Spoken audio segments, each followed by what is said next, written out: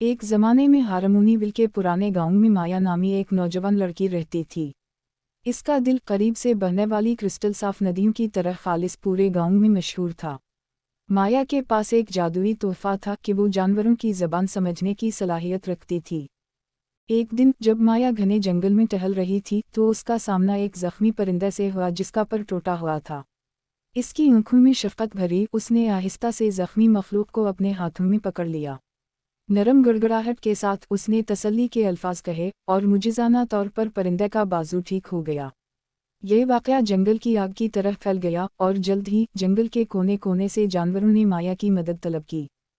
जैसे ही माया ने अपना फलाही काम तमाम किया, सेडरक नामी लालची सौदागर के कानों तक खबर पहुंची।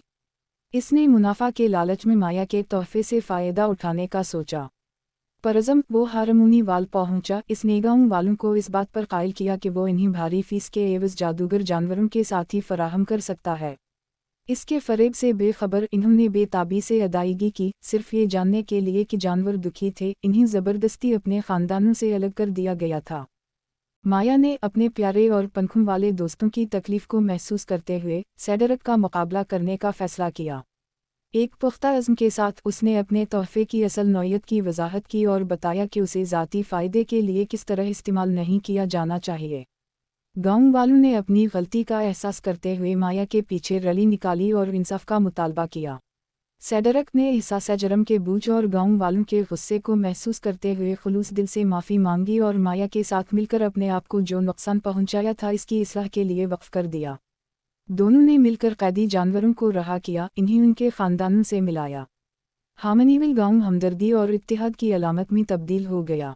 एक बार धोखा खा जाने वाले देहाती और सेडरक ने ज़ख्मी और यतीम जानवरों के लिए एक पनाहगाह बनाने के लिए काम किया। हारमोनीविल एक पनाहगाह बन गया जहां इंसान और जानवर हम आहंगी के साथ रहते थे और बरादरी और मोहब्बत के एहसास को फ़रोग़ देते थे। इस हैरत अंगेज़ तब्दीली की खबर दूर दूर तक फैल गई, जिसने आसपास के देहातों की तवज्जो अपनी तरफ खींच ली। हारमोनीविल से मुतासिर होकर दूसरों ने माया की रहमदली, समझ-बूझ और माहौलियाती ज़िम्मेदारी के उसूलों को अपनाया। माया की कहानी एक तमसील बन गई जो लोगों को याद दिलाती है कि हकीकी जादू बेलौसी और हमदर्दी में मुज़मिर है। जैसे जैसे साल गुजरते गए, हारमोनीवाल अखलाकी ताकत की रोशनी के तौर पर तरक्की करता गया।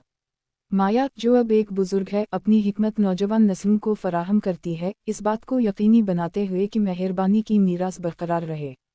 एक दिन जैसे ही सूरज उफ़क़ के नीचे डूब गया, जानवर माया के गर्द जुमा हो गए, एक हम आहंग समफनी में इजहार तशक्कुर करते हुए।